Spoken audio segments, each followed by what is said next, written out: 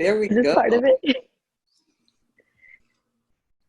Well, I'm going to say welcome back for those of you who have been part of our weekly show, and we want to thank you for coming back. For those of you who are new, this is a treat for newcomers and for those who've been following us. We decided this week that it was time for us to be the guests because we have something to say. I'm Renee. I'm based in Los Angeles. And in today's episode, and I do like to think that it's an episode that has many, many series to it, that you're going to learn more about us and the purpose of Say Something. And you're going to also be able to look into the window of our body of work. So you learn a little bit more about us, what inspires us, and why we want you to keep coming back. So my sisters, welcome. Hi, I'm Annalisa, also from LA. Hey, I'm Melissa from Florida. Happy Friday. I'm Gabby from Houston. So we are going to have an open conversation because we don't want to lose sight of our history and our history as individuals and our history that takes our ideas and really bring them out to the public. And we thought that there's something else we have to share with you. That Say Something is only a slice of our work, only a small portion of our work. But there's a bigger portion of our work that I would say is the overall production team's work, body of work, and it's Keeping It 100 Solution. So when you hear the words Keeping It 100 Solutions, what that, think about what that says. We know or have heard, and even if you haven't heard the word Keeping It 100, it fundamentally means just keep it real. Just be you. Be bold, bodacious, audacious. And so we said we want to be part of a new movement of bold, bodacious, and innovative solutions. Because we are witnessing the world just like you're witnessing the world. We're experiencing the world as women of color. And we want to do something. We know that with our experiences and our compassion and our empathy, that there's a lot for us to do. So when you have a team like this, there's something magical that happens. And that is the generation of ideas. So I'm going to volley this conversation to my sister Annalisa, because I'd like for you, Annalisa, to give the audience a sense of how this whole idea of Keeping It 100 Solutions came to be. So I woke up in the middle of the night and said, we should do this. No, I'm just kidding. I was stuck in quarantine the way all of us were, kind of summarily put in this situation where that was very limiting, that was very challenging. And all I could think of was, if I'm having these challenges and I teach online, I meet with people all over the world online, that's not kind of a leap for me. And if I'm feeling this way, how are other people feeling? And also, I was noticing that there was, even though there were a lot of challenges, there was also like a huge amount, like an avalanche of information. And Melissa and I actually were talking, and she said she has 2 little girls at home, right? And Melissa said to me, hey, my girls are in this origami class. And I said, oh, who's teaching it? She's like, someone I hope is good. And that's what I realized is like, parents, especially women, were having to kind of take these leaps of faith. And I thought, you know what, we can do better than this. So I, do what I am finding out I'm good at doing which is rallying the tribe and bringing the tribe together and saying, can we build on, work that we were already doing? And so we have all been so interested in the work and supportive of empowering women and girls, and had already started this idea of keeping it 100. So we thought, okay, what does that look like when we take it on the web? So one of the first people I called was Gabby, who I feel like just makes things happen. And I'm going to throw it over you to Gabby, so you could just talk about kind of how we created it. Yeah, thanks, Annalisa. So Annalisa called me and was like, I have an idea and we have to make it work. And this was in the beginning of the quarantine. And in our conversation, she shared her idea of creating a web-based platform of resources, live curated events that's dedicated to the empowerment and transformation of girls, women, and allies. And what really kind of pushed me to go for it, because I was just so motivated by Annalisa. She's very convincing, but it's also like her heart. She shares her heart as well. Is just because we're confined in our home during this time doesn't mean we can't stop doing the good that we're already doing. And it is, for me, honestly, it was a privilege to have access to Wi-Fi during this time.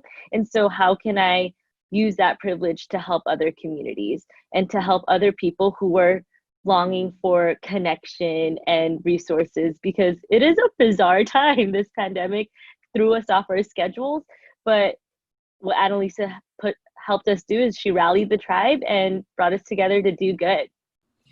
And I mean, I think Gabby's a little bit humble. She has literally learned to code while we are doing this. And so, I think that that's one of the great things that we've seen is that, we rise, right?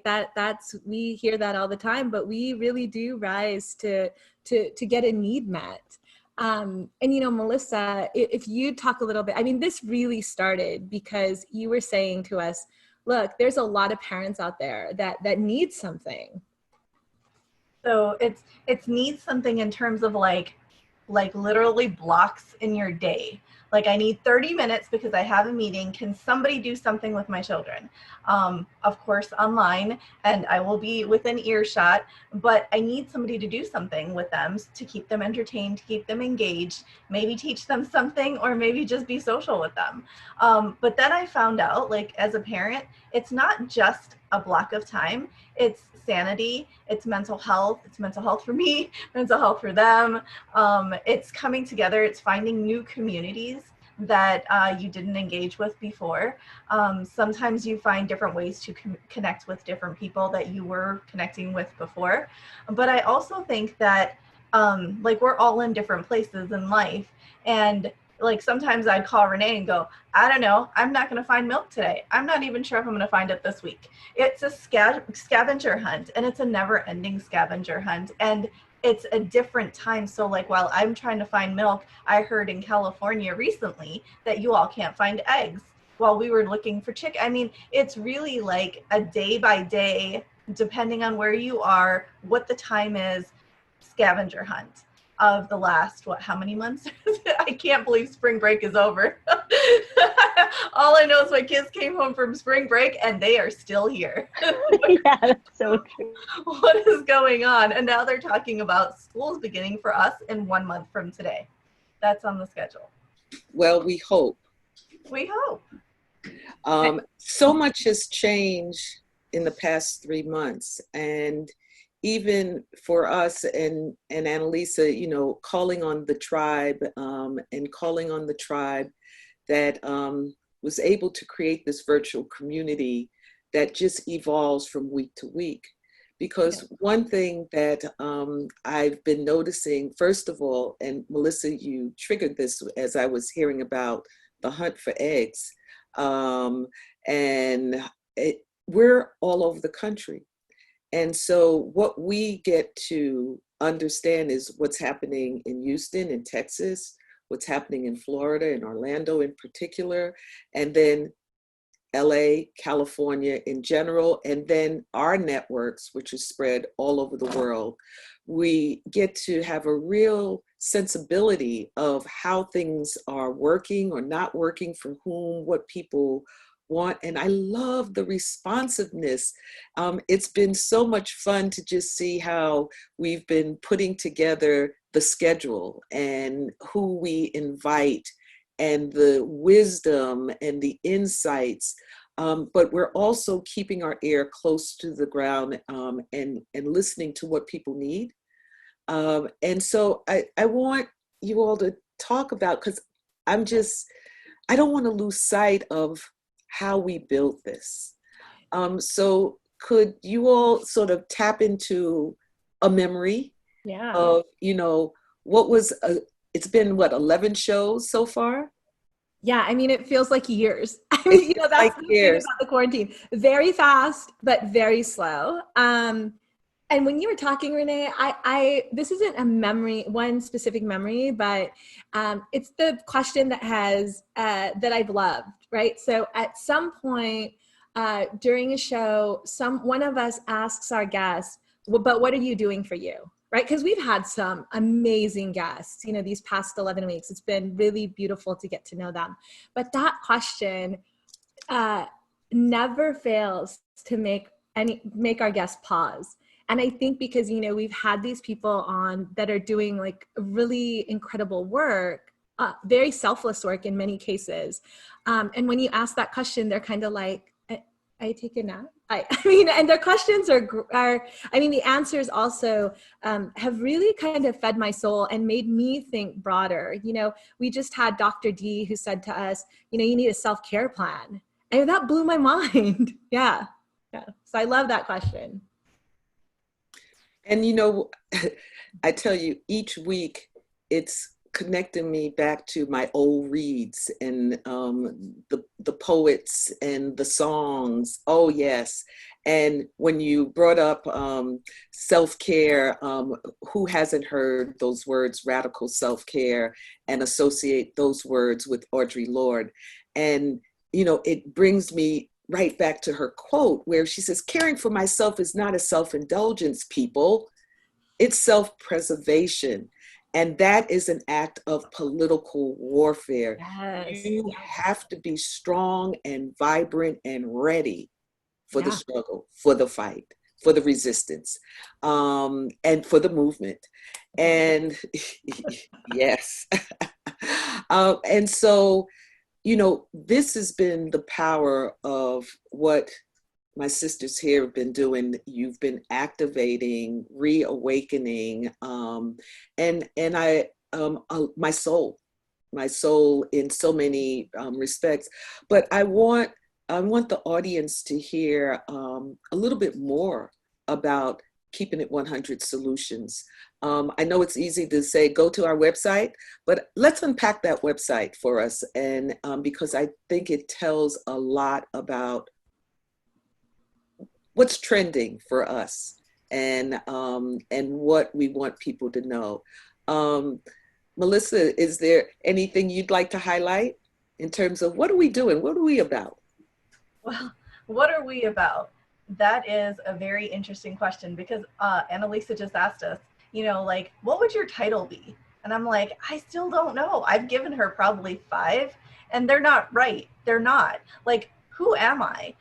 So I think that's what Keeping It 100 is in the core, like being who I am, but also discovering who I am. We've had shows that, have challenged my limits, like, hey, let's get some female DJs and have them like plug in audio to the show.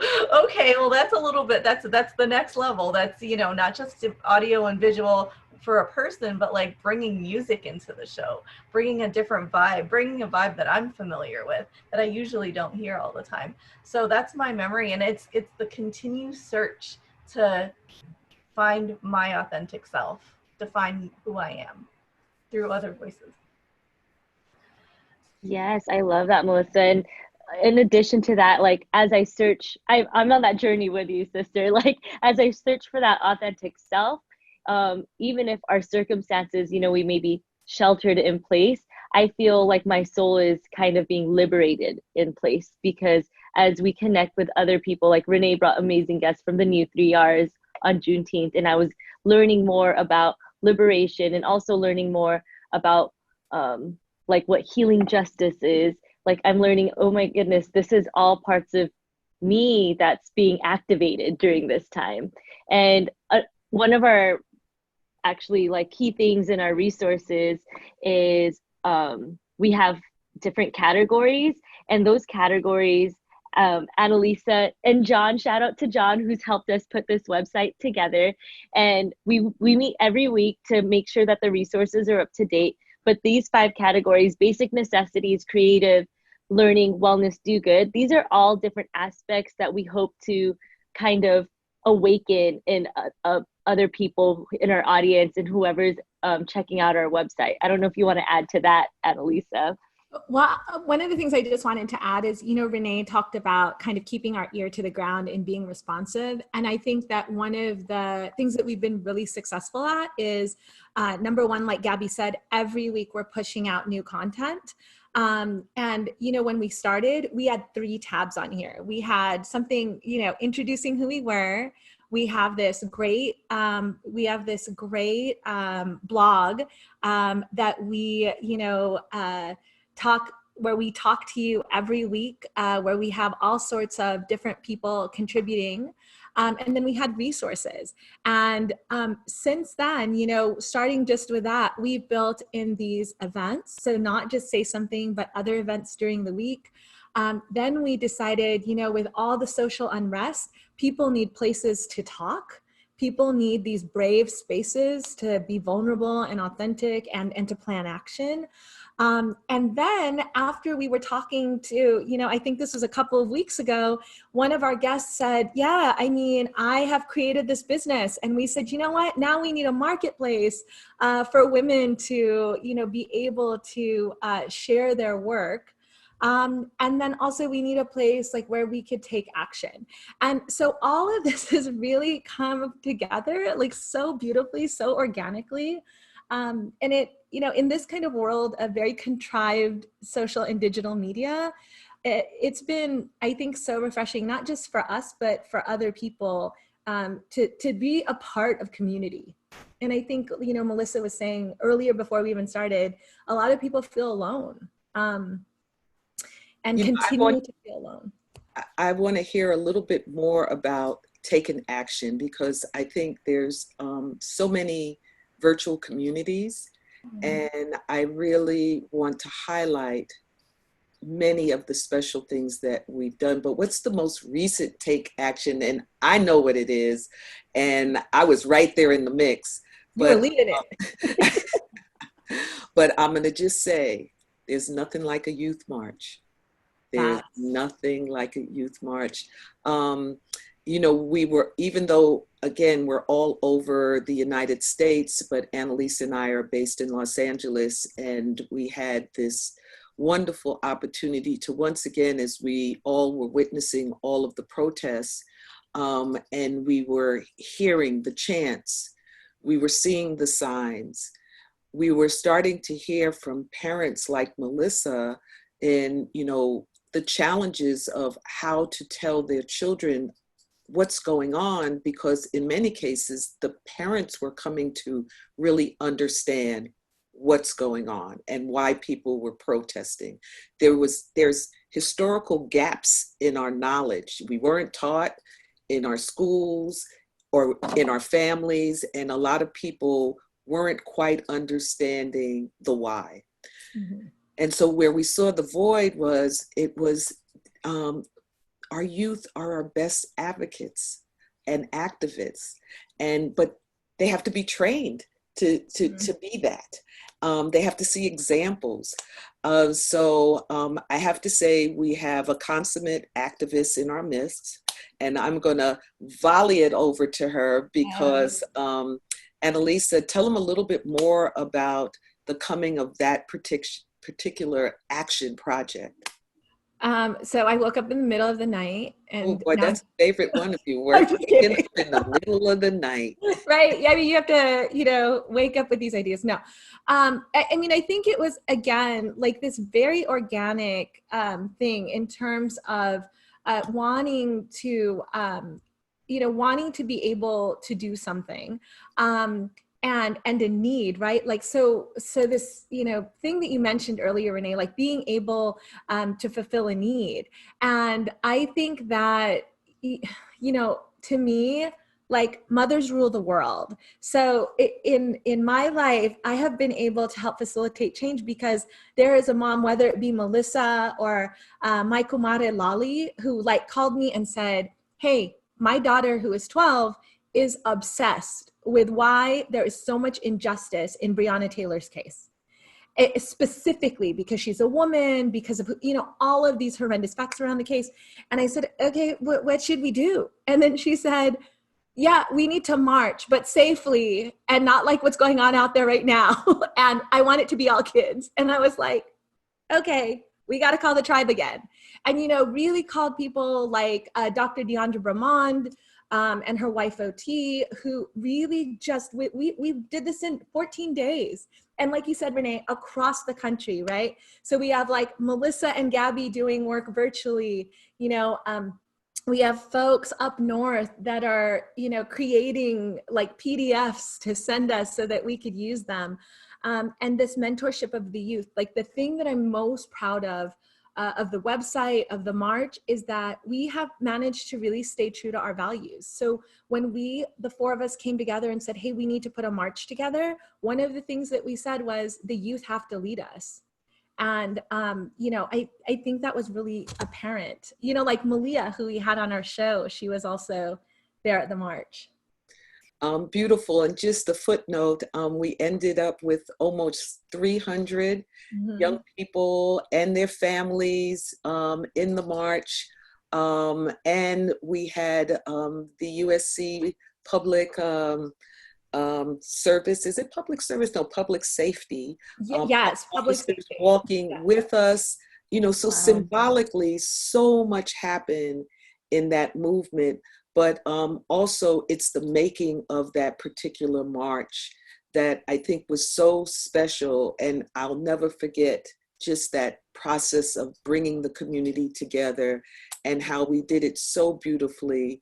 We did it, you know, with such a high level of consciousness of what we really wanted to do. And Annalisa, I like the fact that you were saying, stay true to our values. But so many other people were in line with those values and they wanted to speak out. They wanted to say something and they did. I am looking at the time, ladies, and I'm like, oh my God, I think we can just, you know, make this a 24/7 kind of conversation, but I want to do a little speed round here. And so here's the question. What's your vision for keeping it 100? What's next for keeping it 100? You could go in any direction. Gabby, start us off.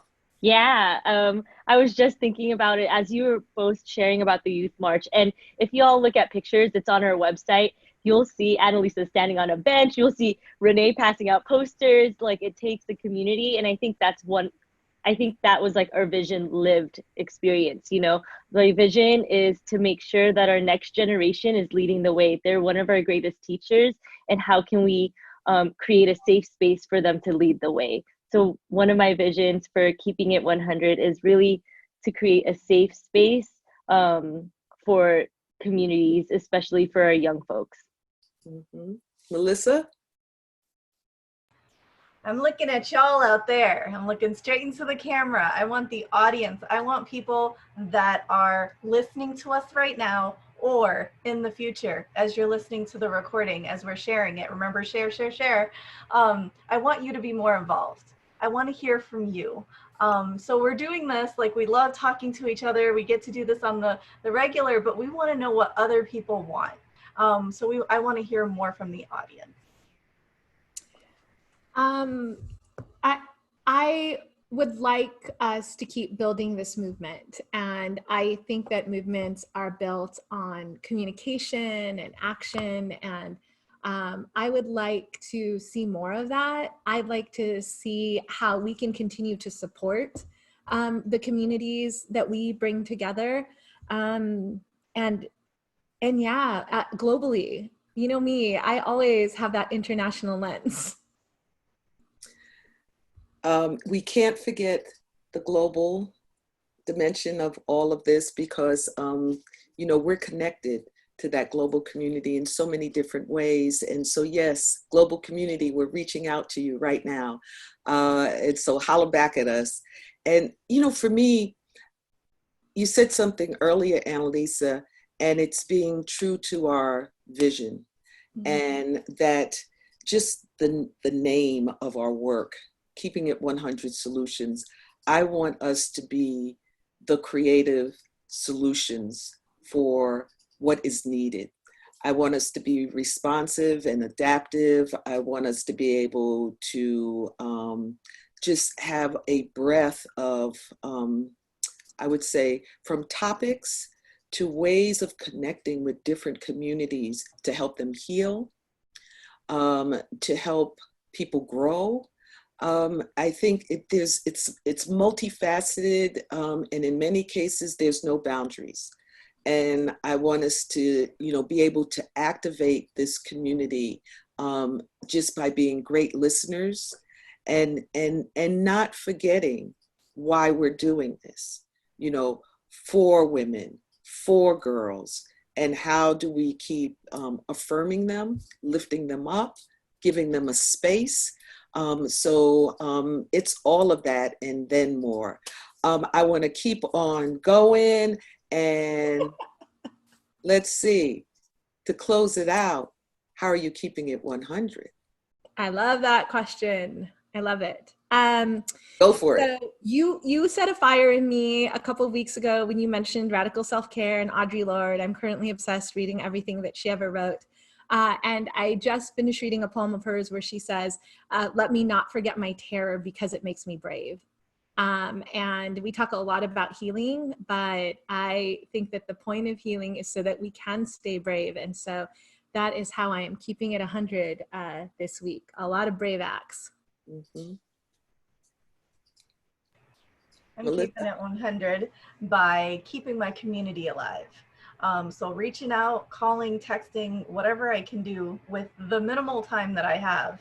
When I do reach out, you know, when I do find a minute, I will reach out, and keeping that community alive, that's my fire right now.